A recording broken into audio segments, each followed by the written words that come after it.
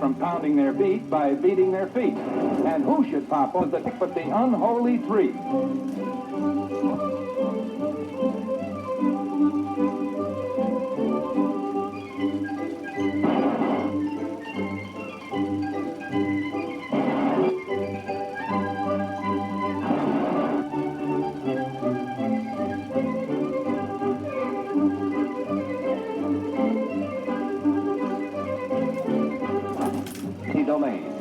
A rugged, gray-maned king who has already ridden the escalator of success from Boilermaker to chief of the first laugh factory, the father of American screen comedy, Mack Sennett.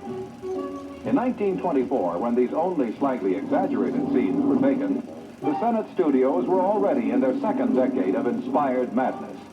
Their specialty was the delightfully improbable, like this lion in the office. Their gags were completely visual, a form of wit that has all but disappeared from the land, but one which experts now agree is perhaps the most imaginative and enduring comedy of all.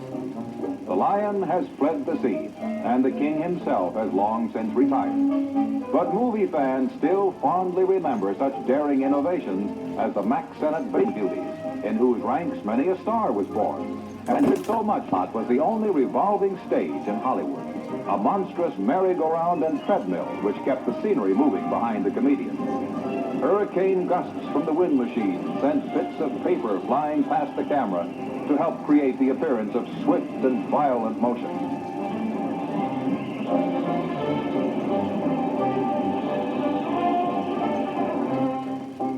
The director is Vernon Dent. The dapper man about the stages with a roving eye is Charlie Murray. But in Sennett comedies, the pursuit of beauty was often interrupted by the appearance of the pursuer's wife, usually played by Louise Carver. The result, with the busy studio itself as a backdrop, is a kind of slapstick which proves that motion pictures are meant to move, and that action speaks louder than words.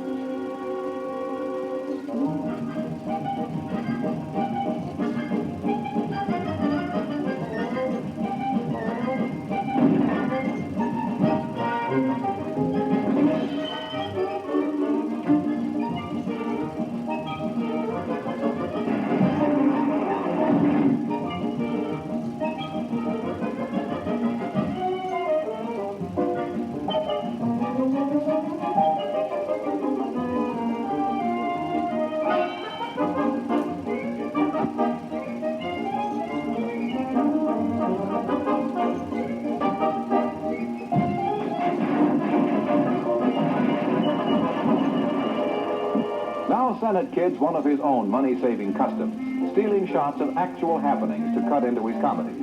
Get a load of that peekaboo lens.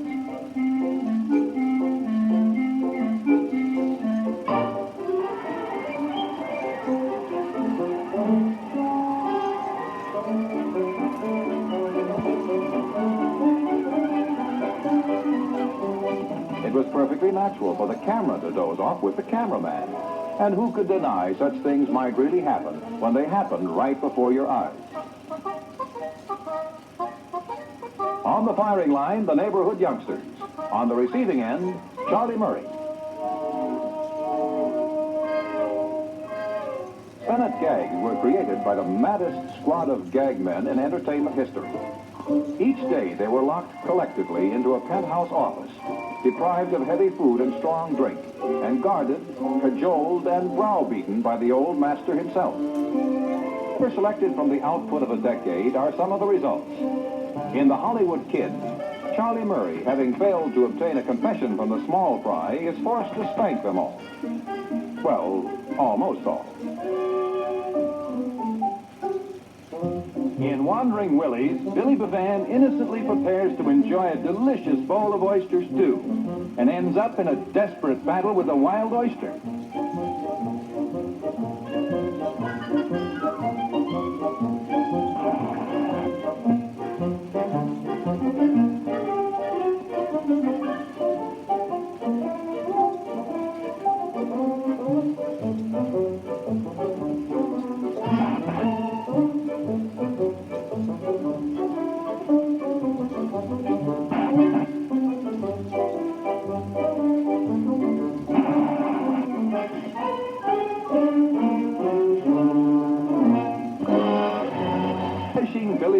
man seems to heed the call of the open road.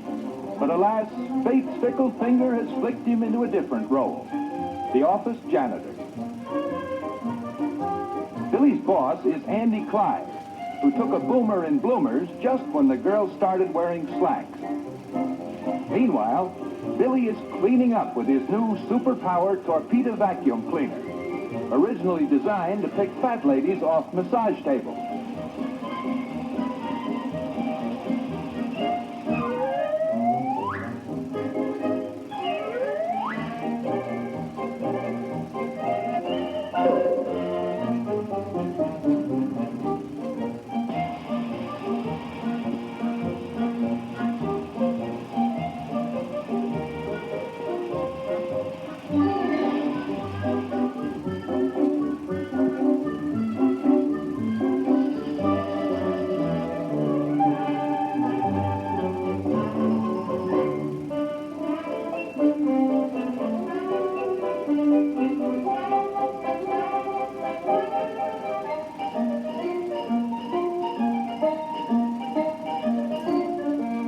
Andy gets sicker.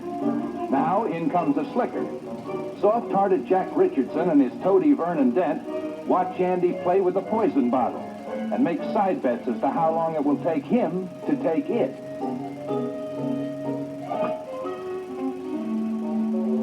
Well, that kills that bet.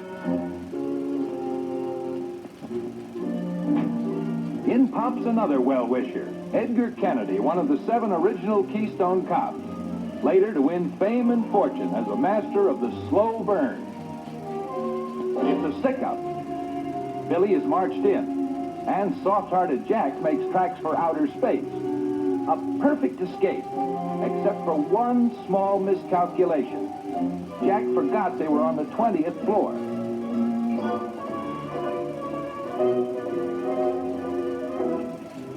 Vernon is reminded of his mother's advice. If you have a bad companion, drop it.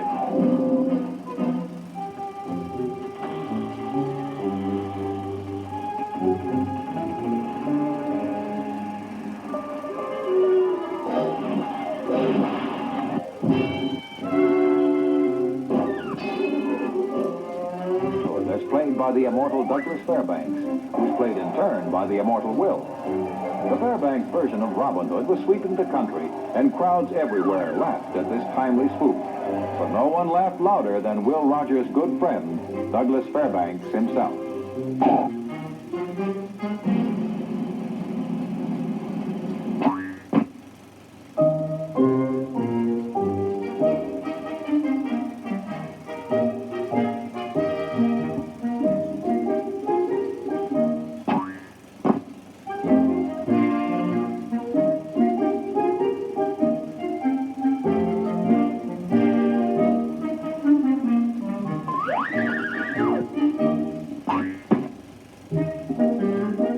Men danced back into the forest, and for the intrepid Robin, game to the heartstrings, only one stunt remains: getting out of his safety belt and down from that big bad tree. In reality, of course, Fairbanks was a great athlete, and Rogers, the ex-cowboy, was a pretty fair acrobat himself.